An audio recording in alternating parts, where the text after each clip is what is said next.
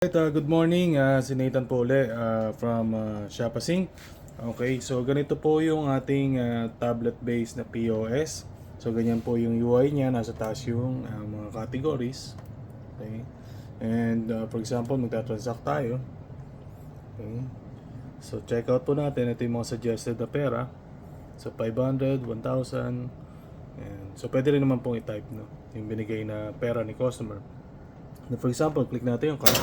Mag-open yung cash drawer, mag-print po yung receipt. Okay. And of course yung order slip. So pwede naman po na separate na printer yan kung dun siya lalabas dun sa, for example sa kitchen nyo, yung order slip. So pwede rin po yan, dalawang printer. Okay. So and then, for example, mayroon pong sa mga ibang mga nagtatanong kung meron tayong loyalty system. Yes, available po yan. So for example, pakita natin ano.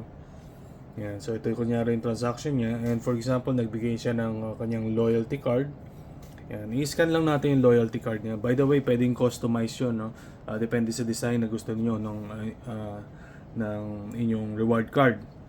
So pag example, i-scan lang natin yung reward card niya. Yan. So ganyan po yung magiging itsura niya. Pwede mag-earn, pwede mag-redeem. So try muna natin yung earn, no?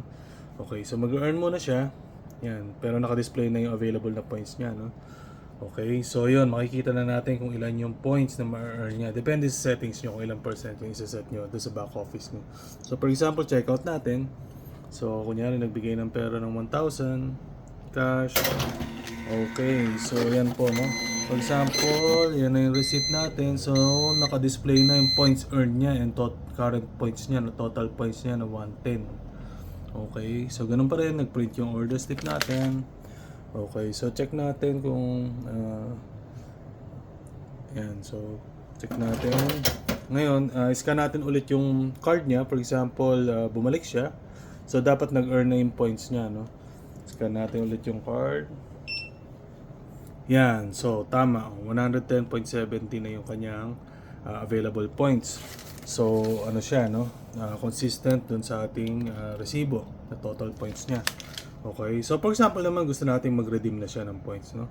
So redeem lang natin, click natin apply to card. Yan, so less na sa yan, redeem points niya 110.70. Okay? So discounted na siya dun sa transaction.